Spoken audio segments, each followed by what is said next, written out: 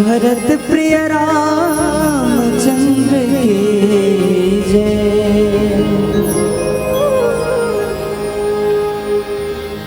भगवान शंकरो वंदे श्रद्धा विश्वास रूपिणो याभ्यां विना न पश्यन्ति सिद्धाः स्वान्तस्तमेश्वरी।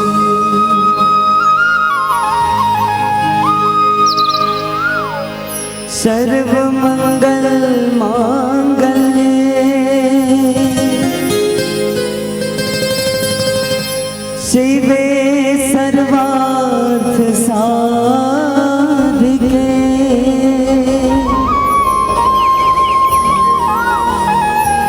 शरण्ये त्र्यंबके गौरी नारायणे नमोस्तुते।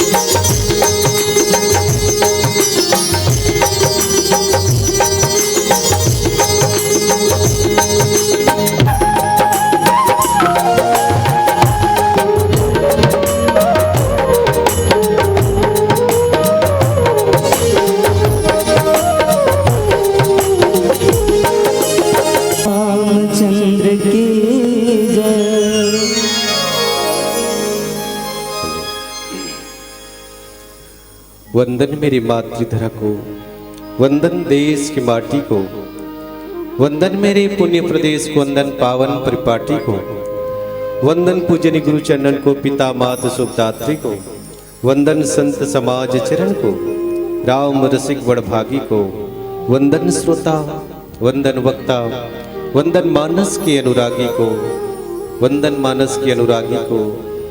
यत्र यत्र रघुनाथ कीर्तनम तत्र तत्र कृतमस्तकांजलिम वाष्पवारी परिपूर्णलोचनम मारुतिम नमत राक्षसांतिकम।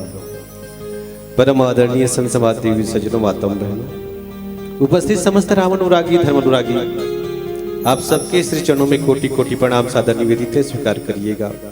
रघुवर मानस परिवार ग्राम चर्रा पोस्टपुर जिला धमतरी की ओर से और हमारे सभी बच्चों की तरफ से आप सबको चरण बंदन, अभिनंदन, प्रणाम।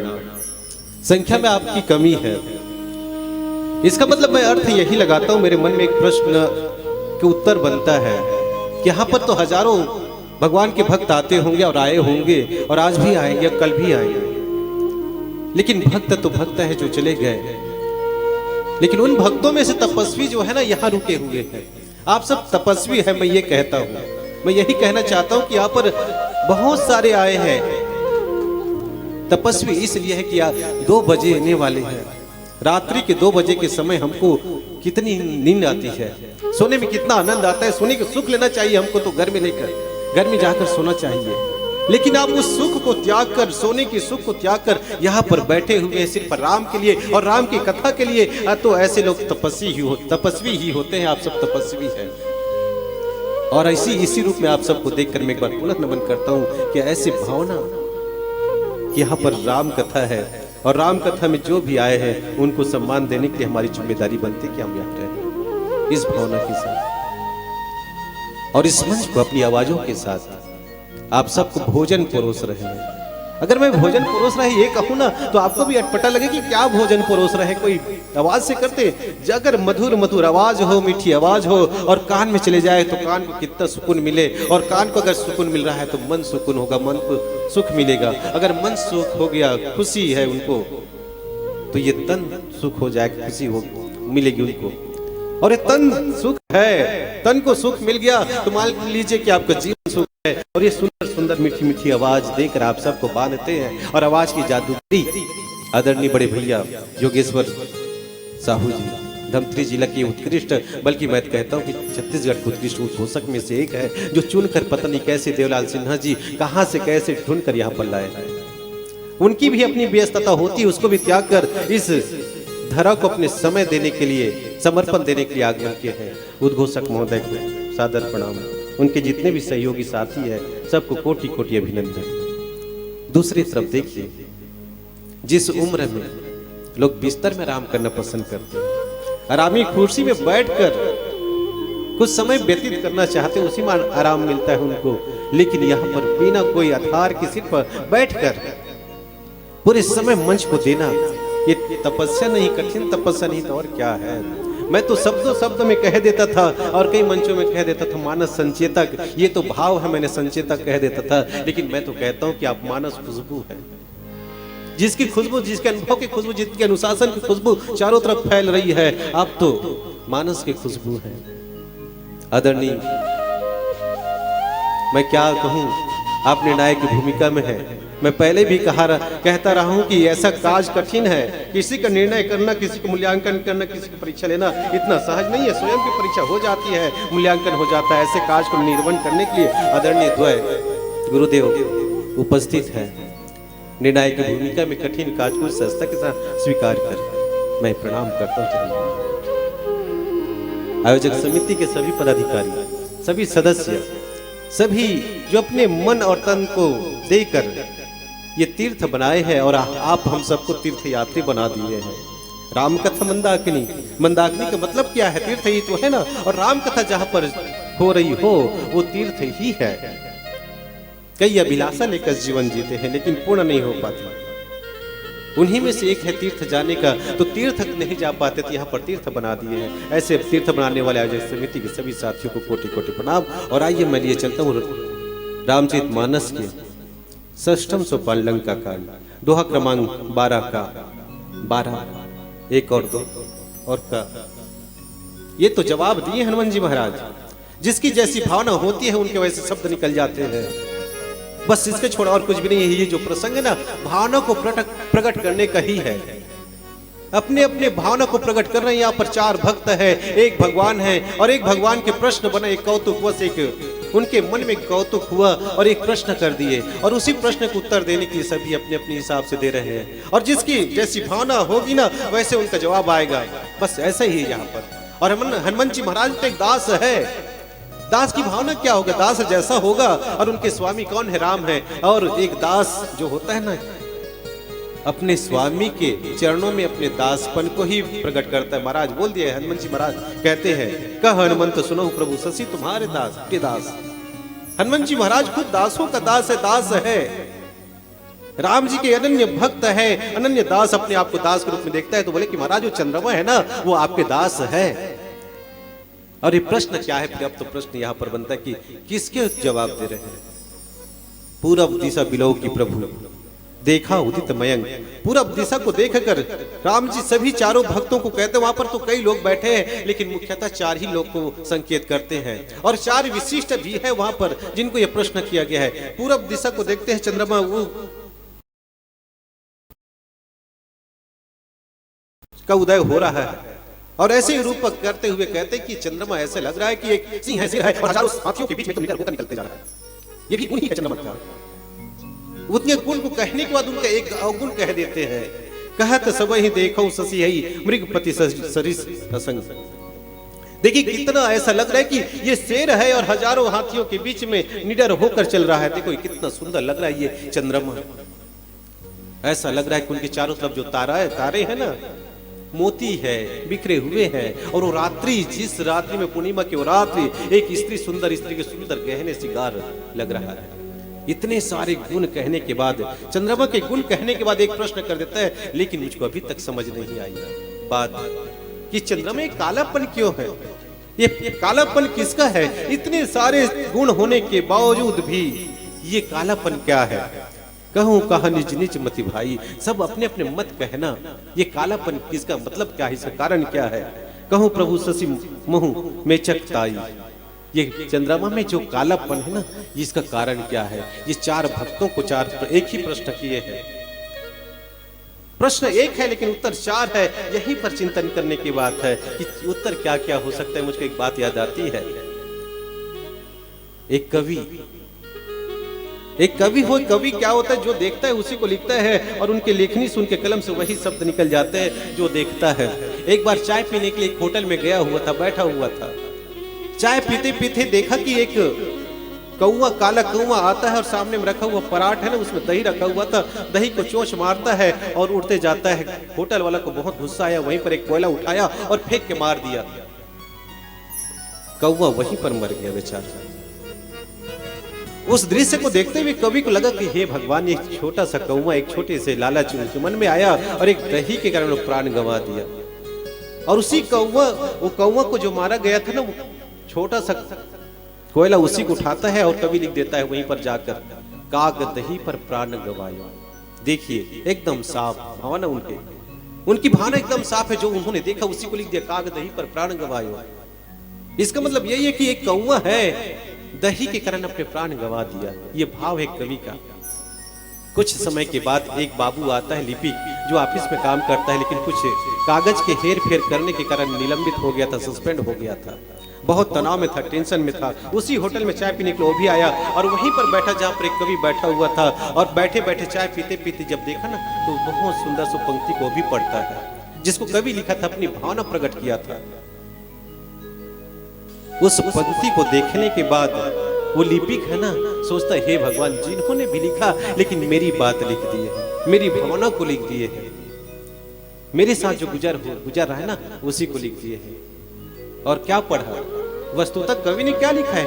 काग दही पर प्राण गवाया। लेकिन वो बाबू क्या पढ़ता है? कागज मतलब कागज, कागज के हेर फेर किया था ना, कागज पर ही प्राण गवाया। हे भगवान, मेरी नौकरी प्राण जैसा तो है ना, एक कागज की मैंने हेर फेर किया और मेरी नौकरी चली गई। देखो, कवि ने दूसरा लिखा और बाबू ने दूसरा समझा, क्योंकि उसके जीवन में जो घट रहा है, जो वही उसकी भावना बन गई, उसी को वो समझा। कवि ने जो देखा वो लिख दिया। कुछ समय के बाद एक नौजवान लड़का आता है, एकदम घूमते हुए स्मार्ट लड़का। हो सकता है कोई लड़की से मार खाया रहा होगा, टेंशन में था। वो भी वहीं पर आया, उसी होटल में, उसी टेबल में चाय पीते पीते उसकी भी नजर वहीं पर पड़ी और जो कवि लिखा था उसी को देखकर सोचता कि हे भगवान, जिन्होंने लिखा है मेरी बात लिख दी, मेरी भावना को प्रकट कर दिए है।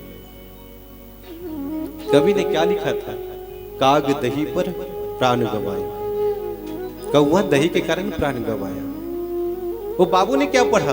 कागज पर ही प्राण गवाया। और वो नौजवान लड़का जो एक लड़की से मार खा के आया था, तनाव में था, वो क्या पढ़ा? का गदही पर प्राण गवाया।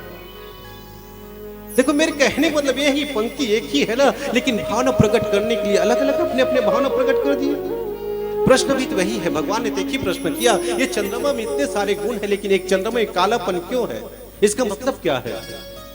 और ये प्रश्न पूछे तो अपने अपने मति तो बताओ, लेकिन सभी अपने अपने भावना को प्रकट कर रहे हैं। सबसे पहले वाकई में राजनीति में 4 तत्व होते हैं, राजनीति के 4 तत्व होते हैं, साम दाम और दंड भेद। यहाँ पर भी 4 तत्व है। भगवान राम के 4 भक्त हैं और चारों विशिष्ट स्थान रखते हैं, और उन्हीं 4 विशिष्ट में से सबसे पहले स्थान आता है राजा की भूमिका में। वहां पर है सुग्रीव ही है, जो उनके मित्र के रूप में है। बाली को मारने के बाद राजा तो उसी को बनाया गया था ना, इसलिए सबसे पहले अधिकार उसी का होता है। उनको बोले कि बाली को बोले बाली ही बताते, महाराज कहत सुग्रीव सुनहु रघुराई, शशि मोह प्रगट भूमि की छाई। ये जो कालापन दिख रहा है ना महाराज, चंद्रमा के ऊपर जो कालापन दिख रहा है, वो और कुछ नहीं है, बल्कि एक राजा है, और एक राजा का विशाल भूभाग है, भूमि है। देखो, एक राजा जैसा सोचेगा ना भाई, राजा की भावना राजा जैसा ही होगी। उन्होंने कहा महाराज, ये जो आप पूछ रहे ना, चंद्रमा में जो कालापन है वो और कुछ नहीं है, वो तो सिर्फ एक राजा है, और उस राजा के विशाल राज्य का भूमि है, इसलिए कालापन दिखाई दे रहा है। देखो उनकी भावना। और वस्तुतः है जो वहां पर सुग्रीव है, ये दंड है। राजनीति की 4 भेद में से 4 तत्व में से वो दंड वाले है, दंड देना। राजा को काम क्या है? किसी को सजा देना ही तो है, सजा के एक प्रतीक है वो। लेकिन यही प्रश्न जब विभीषण जी से पूछा गया तो विभीषण बोलते हैं, महाराज ये जो चंद्रमा में कालापन है ना, मारे हुराहु ससे कही कोई कहता है महाराज कि उस चंद्रमा को राहु ने एक बार मारा है तो वो चोट लगी है वहां पर, इसलिए काला बन गया है। वाकई में कहीं कहीं पर लग जाते ना देवन कर लगते तो काला बन जाते, बहुत खून जम जाते। तो विभीषण बोला कि महाराज ये चंद्रमा में जो कालापन है ना और किसी और का नहीं है, बल्कि उनको राहु जब उसको मारा ना तो वहां पर उनके सीने पर एक कालापन बन गया है महाराज, इसलिए काला काला दिखाई देता है। देखो उनकी भावना, क्यों विभीषण ने ऐसा क्यों कहा, क्या उनके साथ ऐसी घटना घटी थी? उनको भी तो लात मारे थे उनके बड़े भैया रावण ने, बड़े भरे दरबार में सबके सामने में, जब उन्होंने यही कहा महाराज जिससे आप विरोध कर रहे हैं वो कोई सामान्य नर नहीं है, अवतारी है, भगवान ही है, वो चरित्र कर रहे हैं, आप उनके शरण में जाइए। बस इतना ही तो कहा था ना, लात में मार दिए थे। और जब सबके बीच में कोई भाई अपने छोटे भाई को लात में मारे तो चोट ऐसी लगती है जो भुलाया नहीं जा सकता। उसके अंदर में यही चोट लगी थी, यही दर्द था। इसलिए बोलते हैं जो उनको चोट लगी है उनको भी लगता कि चंद्रमा को भी किसी ने मारा होगा, इसलिए कालापन है महाराज। देखिए जो जैसा सोचता है, जिसके जीवन में जैसी घटना घटती है वैसी उनकी भावना हो जाती है। दो भक्त ने दो प्रकार के कालापन को परिभाषित कर दिए। यही प्रश्न वहां पर और बैठे हुए हैं सबके लिए है। आइए चर्चा करेंगे एक भजन के बाद। लखन से रामचंद्र के जय, त्रेता मातहि राम, द्वापर माते घनश्याम,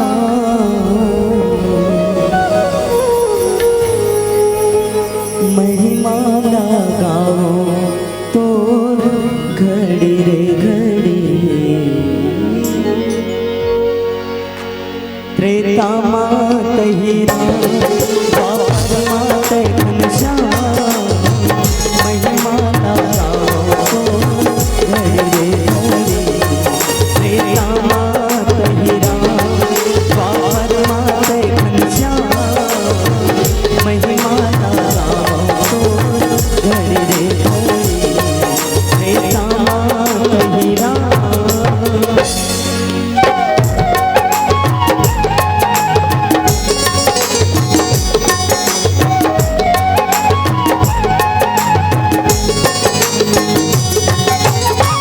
राजा दशरथ के नाम में जन्मा बजाएगा, राजा दशरथ के नाम में जन्मा बजाएगा। नंद बाबा यशोदा के, नंद बाबा यशोदा के मानना बढ़ाए। त्रेता मातहि राम, द्वापर माते घनश्याम, महिमा लगाओ तोर घड़ी रे घड़ी। त्रेता मातहि राम, द्वापर माते घनश्याम, महिमा लगाओ तोर घड़ी रे घड़ी। त्रेता मातहि राम।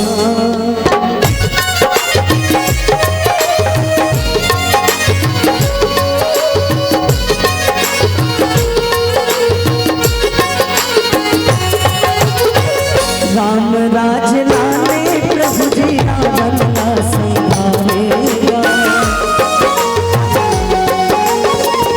राम राज लाने प्रभु जी रावण का संहारेगा।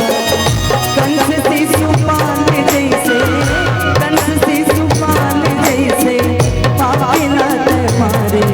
त्रेता मातहि राम, द्वापर माते घनश्याम, महिमा लगाओ तोर घड़ी रे घड़ी। त्रेता मातहि राम, द्वापर माते घनश्याम, महिमा लगाओ तोर घड़ी रे घड़ी। त्रेता मातहि राम।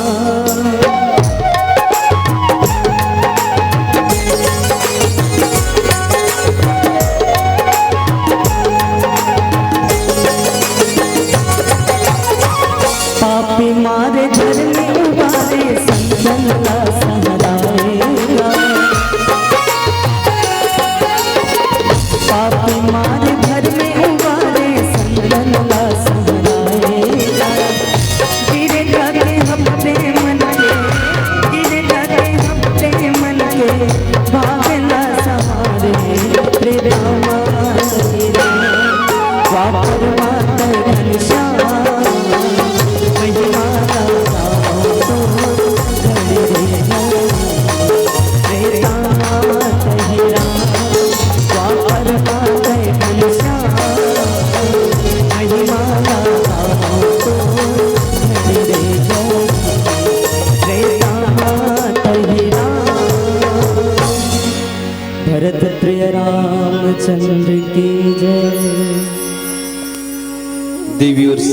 सजनों मातम बहनों, राजनीतिक में चार तत्व तो बताओ ना, साम दाम दंड भेद।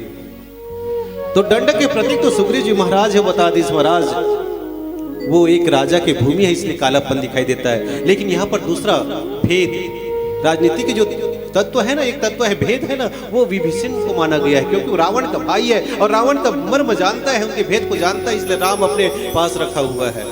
जब उनको पूछा गया कि कालापन क्या है तो उन्होंने बोला कि महाराज जब चंद्रमा को राहु ने मारा ना, इसलिए उस पर कालापन आ गया है, क्योंकि रावण ने कुंभ विभीषण को मारा था तो उनके हृदय में एक दर्द है आज भी, इसलिए वो अपने भावनाओं को प्रकट कर दिए। लेकिन यही प्रश्न अंगद जी महाराज वहां पर एक और है, युवराज उनको पूछते हैं अंगद तुम बताओ तुम्हारे हिसाब से क्या होना चाहिए।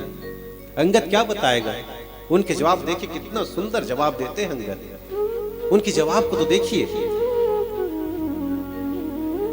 को कह जब विधिरति मुख किन्हा, महाराज कोई कहता है कामदेव की पत्नी सबसे सुंदर स्त्री है इस दुनिया में, सुंदर है, सबसे सुंदर है, और जब उसी रति को बनाए ना भगवान बनाए, विधि के विधान में जब लिखा गया उसको बनाया गया ना, तो उसके चेहरा सुंदर चेहरा बनाने के लिए चंद्रमा के जो सार भाग है उसको बाहर निचोड़ कर निकाल दिया महाराज, और उसी सार भाग से रति के चेहरा बनाया गया, इसलिए वो खोखला हो गया है, एक छिद्र बन गया है, और वही छिद्र से चंद्रमा के उस पार के भाग दिखाई देता है, इसलिए कालापन दिखाई देता है।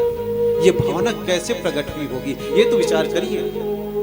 ये सार भाग, चंद्रमा के सार भाग को निकालने के कारण और वो सार भाग से रति की चेहरा बनाया गया है, ये भावना कैसे प्रकट होती होगी, ये भी तो सोचने की बात है, होना चाहिए। क्योंकि बाली का बेटा कौन है, अंगद। बाली के मरने के बाद राजा किसको बनना चाहिए, अंगद को, लेकिन राजा बना कौन, सुग्रीव। अंगद के तो सार भाग निकल गए ना, उसको राजा बनना था, एक राज्य के प्रमुख बनना था, वो राज्य उनके हाथ से निकल गया, इसलिए तो उसका सार भाग निकल गया। ये दर्द उनको होना चाहिए, इसलिए भावना नहीं होते महाराज, ये सार भाग है चंद्रमा के जिसको निचोड़ कर निकाल दिया गया। और राजनीति को कौन से भाग है, राजनीति में चार तत्व बताए ना, अंगद जी महाराज साम का प्रतीक है, साम समझौता करने में विश्वास करता है। जब रावण के दरबार में खड़ा हुआ था ना, अकेला गया था और चारों तरफ उनके सभासद दरबारी बैठे हुए थे, वहां पर अपने पांव को रखकर कहता है कि रावण मैं एक ही बात करता हूं, दाम के प्रतीक है, दाम का प्रतीक मैं कह रहा था शाम का, ये दाम का प्रतीक है, दाम करना अर्थात सौदा करने में विश्वास करता है। अंगद रावण को कहता है कि महाराज मैं आपके दरबार में अकेला खड़ा हूँ, चलिए मैं सीता को हार के चला जाऊंगा, बस एक काम करना, ये जो मेरा पैर है ना तुम्हारे दरबार में तुम्हारे सभा में रख देता हूँ, जो भी अगर उठा दे, कोई एक व्यक्ति आके उठा दे, अगर कोई उठा देगा मेरे पैर को ना तो मैं सीता को हार जाऊंगा, राम चले जाएंगे, ये विश्वास मैं तुमको देता हूँ। देखो दाम भाव करने के गुण किसमें है, अंगद में ही है ना, तुम मेरे पैर उठाओ मैं तुमको सीता दे दूंगा। ये हिम्मत कहां पर है, ये विश्वास कहां पर, अंगद के पास है। और ऐसा विश्वास रखने वाला कोई भक्त ही हो सकता है, और विश्वास वाकई में ऐसे अंगद जैसा होना चाहिए। मुझको एक बात याद आती है, एक बार एक किसान था, एक किसान एकदम गर्मी के दिन में, जहां पर चारों तरफ गर्मी पड़ रही थी, ठंड की कोई नामो निशान नहीं, और जमीन में एकदम दरार पड़े हुए थे, खेत में जा रहा था धान बोने के लिए, खेत में जावा थी धान बोए पर। जब खेत में धान बोए पर जाती ना तो कर संगवारी मन गांव को बोलिस, भैया किसान इतना गर्मी पड़ा थे, पानी की कोई संभावना नहीं है, खेत में एकदम दरार पड़े हुए है, और ते अपन खेत में जाता धान बोए पर तो फसल खराब हो जाए, फालतू हो जाए, तो और मेहनत है, मत जा धान मत बो, बिल्कुल नहीं जाना चाहिए तोला। लेकिन काकरो बात नहीं सुनी, सब बोलिस मुझको विश्वास है आज बारिश होने वाली है, पानी गिरने वाला है, और चला गया अपने खेत में। और खेत में जाने के बाद हल चलाना शुरू कर दिया, धान बोना शुरू कर दिया। भगवान शंकर सोचता रही ये मूर्ख है किसान, इतनी गर्मी के समय में जहां पर पानी गिरने का कोई संभावना नहीं, जमीन चारों तरफ से दरार पड़े हुए हैं, फिर भी अपना धान बो रहा है, इसका फसल खराब हो जाएगा। भगवान भी किसान के रूप बना के आया वहां पर, और किसान को बोलता है किसान भैया ये गलती क्यों कर रहा है, तेरा फसल खराब हो जाएगा, धान बेकार हो जाएगा, मेहनत खराब हो जाएगी, फिर ये क्यों कर रहा है तुम। भगवान शंकर को बोल दिया महाराज मुझको विश्वास है बारिश होने वाली है, आज रात को बहुत पानी गिरने वाला है, इसलिए मैं अपने धान बो रहा हूँ खेत को, ये समय खराब नहीं करना चाहता, बल्कि मैं तो फसल उगाना चाहता हूँ। उनके विश्वास को देखकर भगवान शंकर भी सोच पड़ गए, कैसा विश्वास है इसका।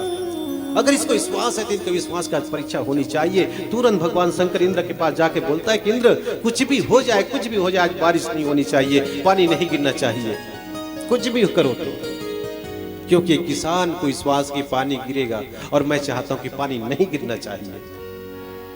जब इंद्र को बोले भगवान शंकर ना, इंद्र बोले प्रभु आपकी आज्ञा का पालन मैं नहीं करूंगा तो और कौन करेगा, और कौन टाल सकता है महाराज आपकी आज्ञा का पालन।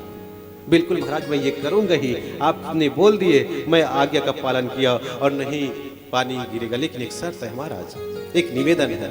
बोले क्या शर्त?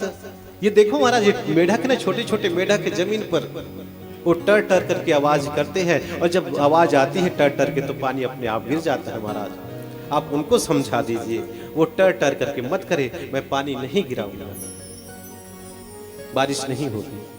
भगवान शंकर इंद्र को छोड़कर मेढक के पास आता और मेढक को बोलता है कि मेढक कुछ भी हो जाए, कुछ भी हो जाए, एक किसान की विश्वास की परीक्षा है, तुमको टर टर नहीं करना है। अगर तुम टर टर करोगे ना तो बारिश हो जाएगी, और मैं नहीं चाहता कि पानी गिरे।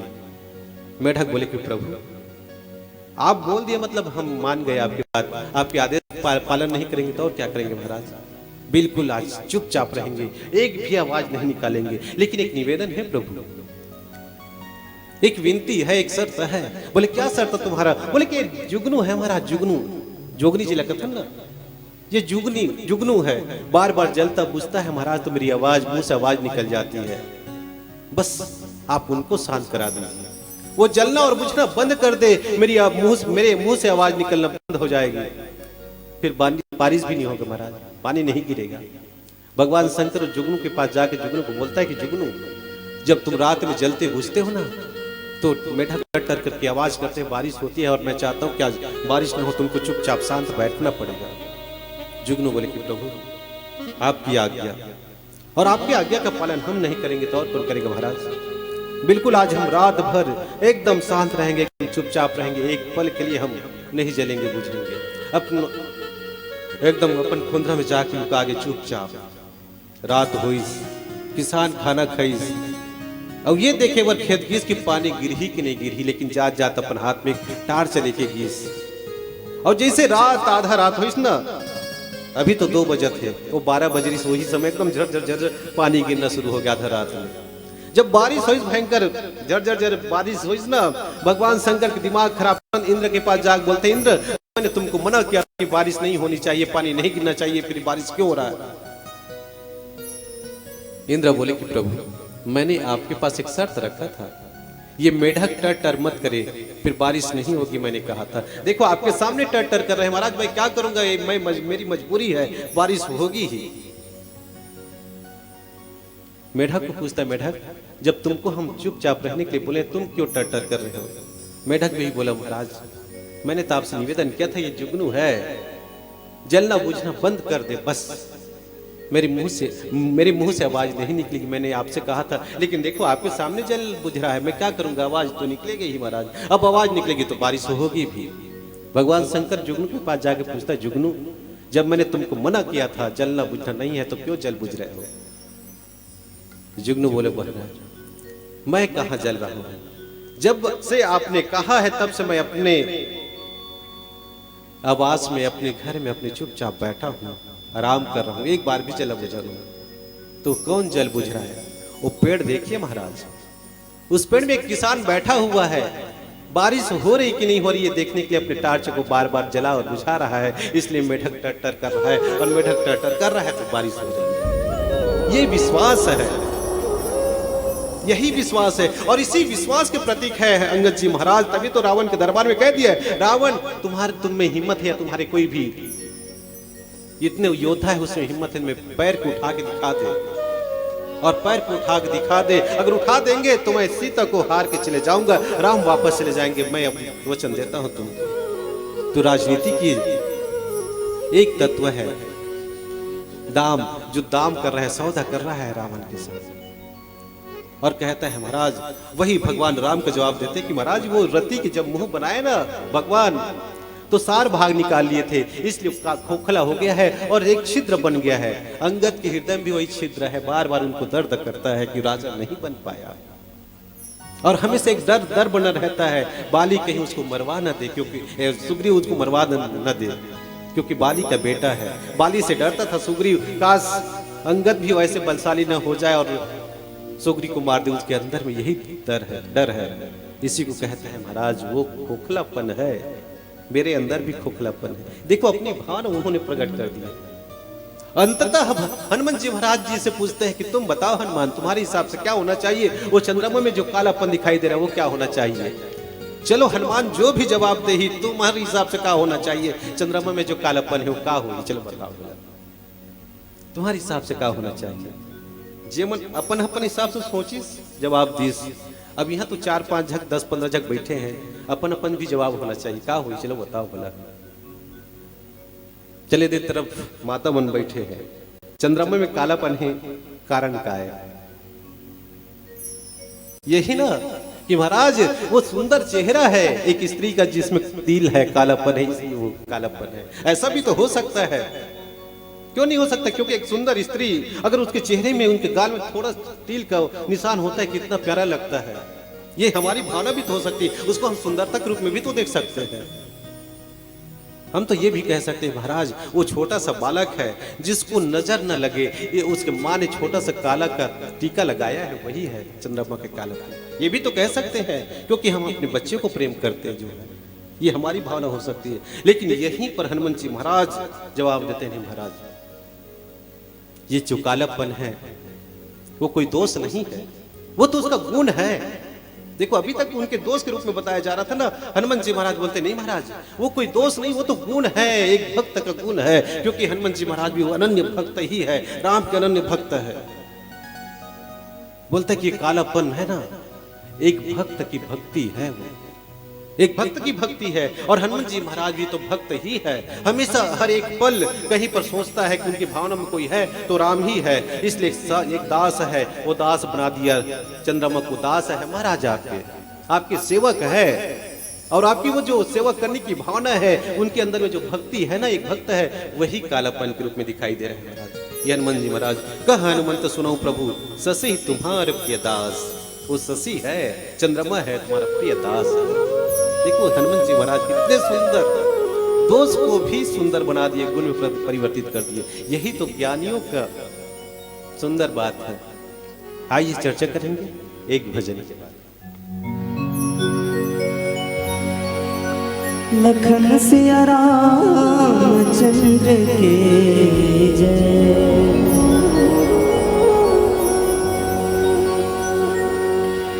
ये भव सागर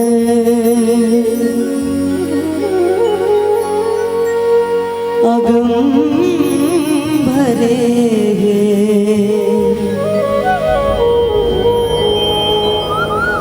कैसे लगावे जोरा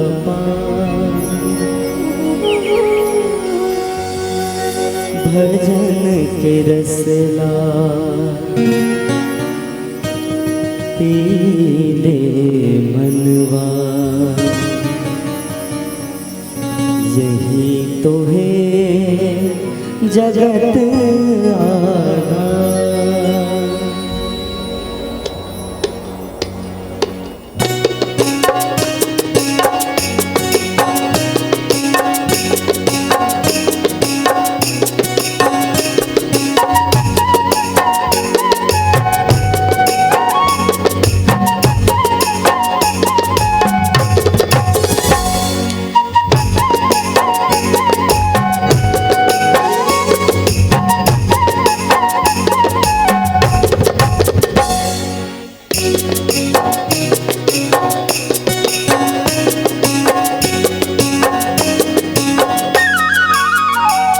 जज माया मामन भागे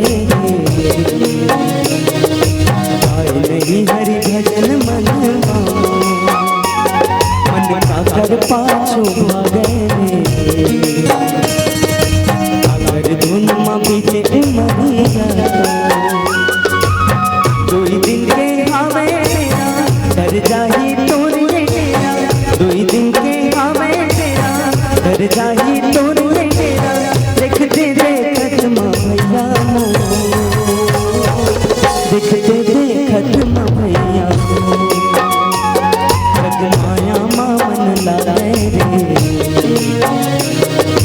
गाए नहीं हरि भजन मन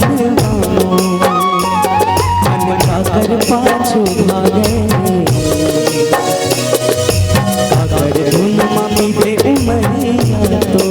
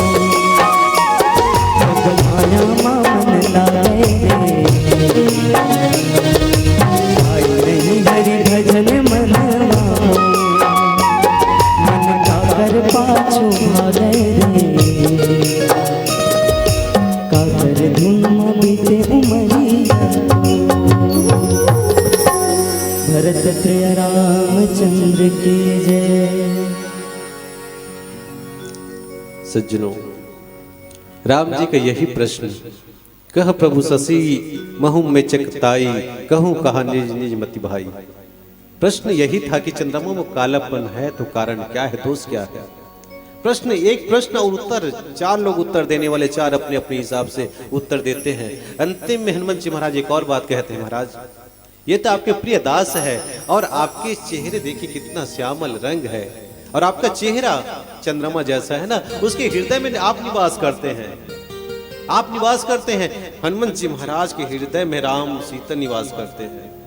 इसलिए वो भी कहते हैं, हनुमान भी वही कहता है, चंद्रमा के हृदय में आप निवास करते हैं महाराज। आपका रंग श्यामल है, इसलिए उसका वो कालापन है, श्याम रंग दिखाई देता है। देखो उनकी भावना, एक भक्त भक्त जैसे, एक दास दास जैसे सोच सकते हैं, उनकी भावना वैसे ही हो सकते हैं। और कितने दोष को भी कितने गुण में परिवर्तित कर दिए भक्त हनुमान जी महाराज। वाकई में अपने जीवन के हर एक पल को राम के चरणों में अर्पित करने वाले हनुमान जी महाराज। जब राम जी की दरबार लगी हुई थी ना, वहां पर माता जानकी सबको कुछ न कुछ तोहफा दे रहे थे, इनाम दे रहे थे। हनुमान जी महाराज को मोतियों के माला दे दिए।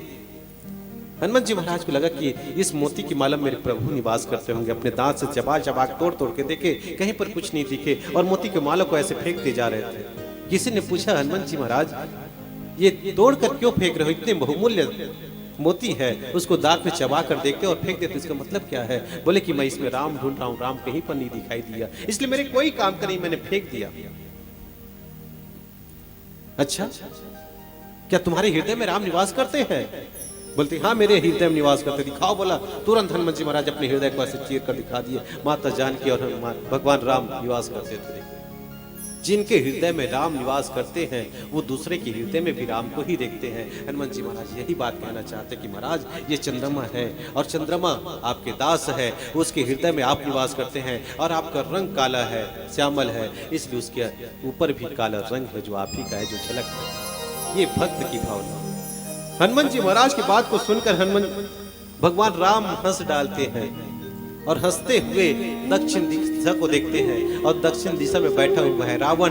दक्षिण दिशा यमराज का दिशा है, मौत की दिशा है, और उधर बैठे हुए रावण, और उधर फिर उसका ध्यान जाता है संकेत पीली बत्ती का, आप सबसे विदा होने का। मेरे कहने का मतलब यही था कि यहाँ पर प्रश्न एक था, भावना अपनी अपनी, और प्रकट कर दी भगवान के सामने।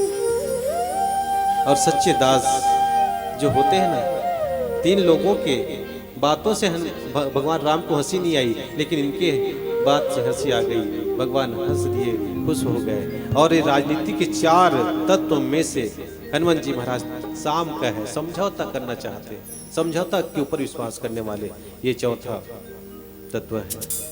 मेरी भाषा बोली में अगर त्रुटि हुई हो, इसके लिए आप सबसे क्षमा प्रार्थी। और इतनी रात को भी आप सब उपस्थित हैं, इसलिए सबको बहुत बहुत धन्यवाद, सबको प्रणाम। जय श्री राम। और विशेष मैं धन्यवाद दूँ हमारे प्रिय मित्र देवलाल सिन्हा जी। कहाँ हैं? दिखाई नहीं दे रहा है। जो देवताओं का लाल है वही देवलाल हो सकता है, वाकई में वो देवता का लाल ही है भैया। उनको भी बहुत विशेष प्रणाम, आभार। और लीजिए एक भजन के लिए आप सबको निवेदन। भरत प्रिय रामचंद्र की जय।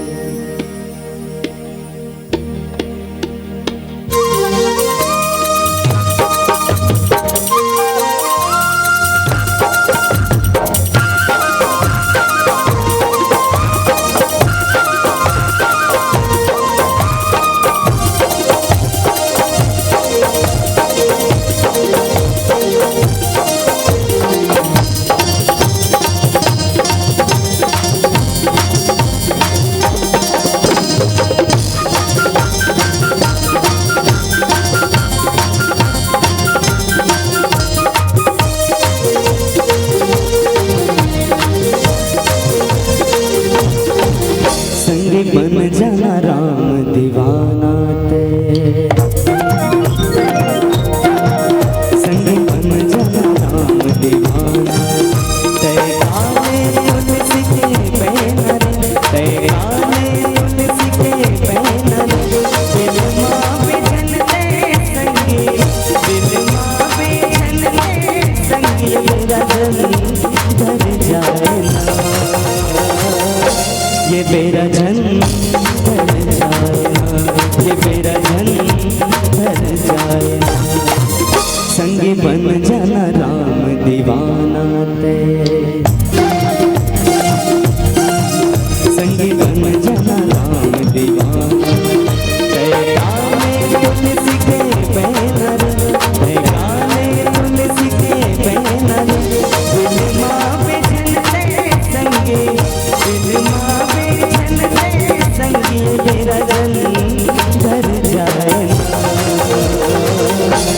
ये मेरा जन ढल जाए ना, ये मेरा जन ढल जाए ना।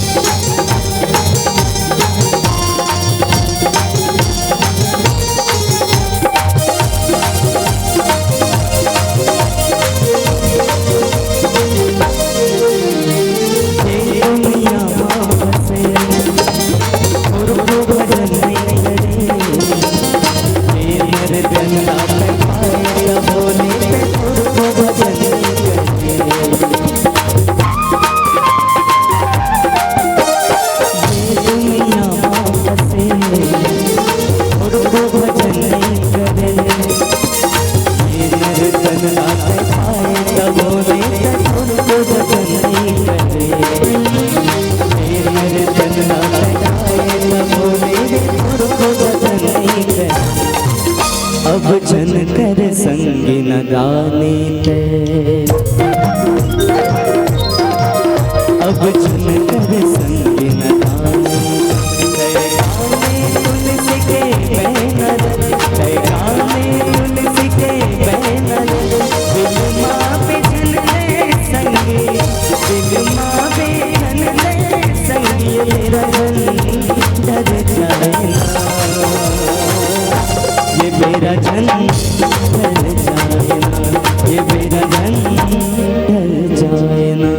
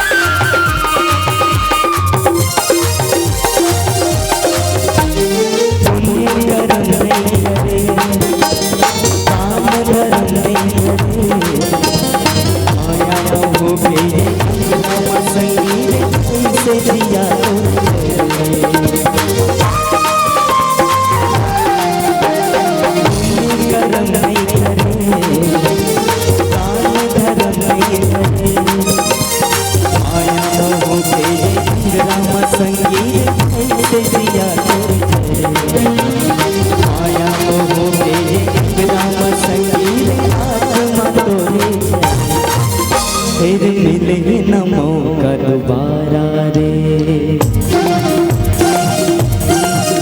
फिर मिले न मौका दोबारा, तेरा में तुलसी के बैनर, तेरा में तुलसी के बैनर, दिल माँ पे जन ले संगी, दिल माँ पे जन ले संगी, मेरा जन डर जाए, ये मेरा जन ढल जाए ना, ये मेरा जन ढल जाए ना। संगी बन जाना राम दीवाना ते, संगी बन जाना राम दीवाना, तेरा में तुलसी के बैनर, तेरा में तुलसी के बैनर, दिल माँ पे जन ले संगी, दिल माँ पे जन ले संगी, ये मेरा जन भर जाए,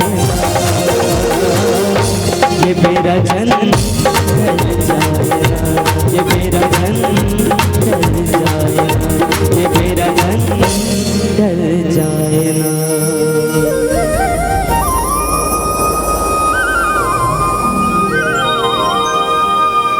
लखन से रामचंद्र की जय।